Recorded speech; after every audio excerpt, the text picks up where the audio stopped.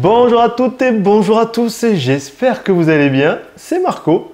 Aujourd'hui on va parler d'un objectif, mais pas n'importe lequel, le Sony 1635 f4 Power Zoom. Alors je pense que vous l'avez vu dans ma vidéo précédente, et aujourd'hui on va parler de ce petit bijou de technologie. Vous êtes prêts? On se voit juste après l'introduction.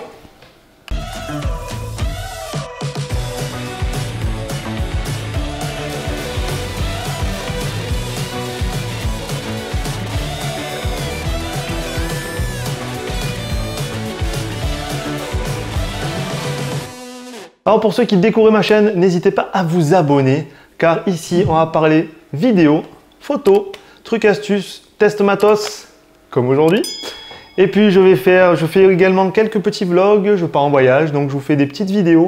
Alors aujourd'hui on va parler de cette petite merveille d'objectif qui est le 1635 de chez Sony, leur tout dernier grand angle. Donc il est motorisé, il ouvre à f4 minimum. Donc je vais couper court à la question que vous allez me poser.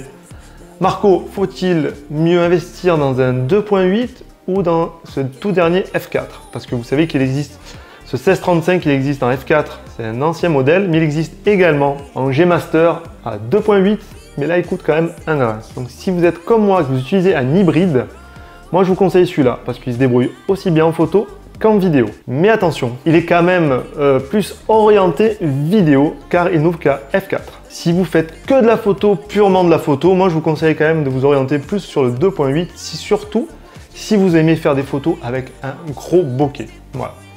Donc avec ça, vous allez avoir du bokeh également à f4, mais pas autant qu'avec un 2.8.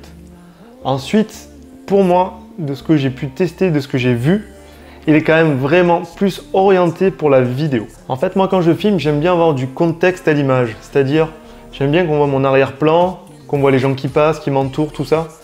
J'aime bien, c'est pour ça que f4 pour moi c'est le minimum. Moi généralement quand je pars en prestation filmée, je me mets toujours entre f5.6 et f8. Comme ça permet d'avoir un bon contexte, de voir un peu les gens qui m'entourent. Voilà, c'est vraiment ma base, tout simplement. Après, évidemment, si je veux isoler mon sujet, je vais me mettre à f4, ça suffit largement. Donc, vous l'avez compris, si vous faites que de la photo, uniquement, purement de la photo, je ne vous conseillerais pas vraiment cet objectif. Par contre, si vous faites les deux, comme moi, photo, vidéo avec un hybride, il est parfait. Et puis, voilà. Rentrons un peu plus dans les détails de cet objectif. Alors, il est petit, compact, léger. Il ne pèse que 353 grammes. C'est vraiment de la bombe, surtout sur un stabilisateur. C'est que du bonheur. Car maintenant, la particularité des nouveaux zooms Sony, c'est que vous utilisez le zoom et rien ne bouge. Tout se fait à l'intérieur de l'objectif, donc autant vous dire que c'est que du bonheur. Une fois que vous l'avez mis sur le stabilisateur, vous avez tout réglé. Voilà, et plus rien ne bouge, vous pouvez zoomer de 16 à 35 mm sans avoir les moteurs du stab qui forcent. Ça déjà, c'est un énorme point positif. Ensuite, nous allons retrouver 3 bagues sur l'objectif. Une bague de zoom, une bague de mise au point et une bague pour l'ouverture. Ensuite, sur le côté, vous avez la possibilité de switcher de l'autofocus au focus manuel. Et bien entendu, nous avons le bouton magique pour venir zoomer sans avoir à tourner la bague du zoom. Et ça, c'est très utile. Vous avez un petit bouton personnalisable sur votre objectif. Vous pouvez mettre ce que vous voulez dessus. Ensuite, si vous utilisez cet objectif sur un boîtier Sony, ce que je vous conseille, c'est que vous allez pouvoir régler la vitesse du zoom plus ou moins rapidement. Donc ça va vous faire des plans très quali, très smooth, très agréable. Alors je voulais revenir un petit peu sur la bague d'ouverture car vous avez deux possibilités. Soit vous la faites smooth, vous avez le petit bouton ici on-off, soit vous la faites smooth, ou soit si vous mettez le petit bouton sur on, à ce moment-là, elle devient crantée. Et ça, je trouve que c'est très bien pensé. Voilà, je voulais juste revenir là-dessus, tout simplement. Après, si vous ne voulez pas vous en servir, vous la mettez sur A, c'est-à-dire automatique, et vous avez le petit bouton pour venir la loquer, ça fait que ça ne bouge plus. À ce moment-là, vous dirigez l'ouverture par rapport au boîtier. Maintenant que je vous ai dit que cet objectif était motorisé, on va le voir un peu plus en détail. Vous avez deux façons d'utiliser votre zoom.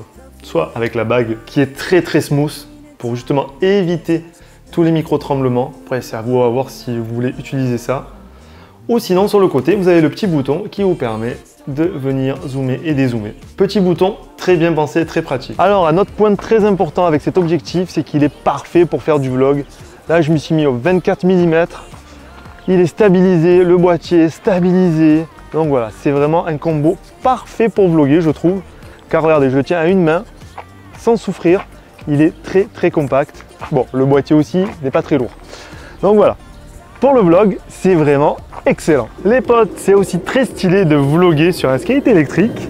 Bon, vous regardez juste où c'est qu'on roule, histoire de ne pas se fracasser la bouche par terre, parce que bon, 3000 balles de matos dans les mains, enfin un peu plus de 3000 € de matos dans les mains, ça serait couillon de tout péter. Mais bon voilà, c'est quand même assez stylé de vlogger en skate électrique.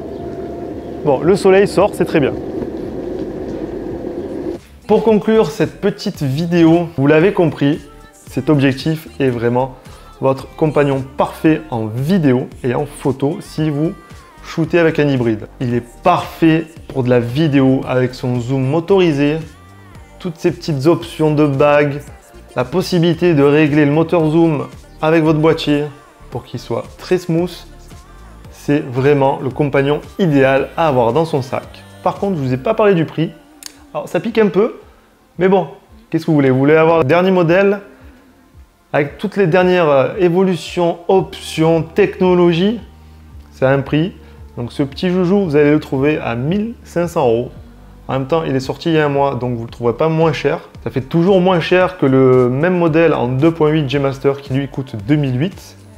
Donc après, c'est à vous de voir. Ou sinon, vous avez l'ancien modèle, le 1635 F4, ancien modèle, qui maintenant, j'ai vu qu'il est tourné à tour des 1000-1200 €. Toujours en neuf. Voilà. Après, c'est à vous, c'est votre choix. Donc j'espère que cette vidéo vous a plu, que je vous ai appris certaines choses. Pour conclure en beauté, vous savez quoi faire. On n'est pas loin des 1000 abonnés, donc je compte sur vous. Abonnez-vous. Si vous avez la moindre question, le moindre commentaire, vous avez le box commentaire en dessous qui est là, cet effet. N'hésitez pas. Nous, on se retrouve la semaine prochaine pour une nouvelle vidéo. Et d'ici là, faites attention à vous. Allez, bye bye.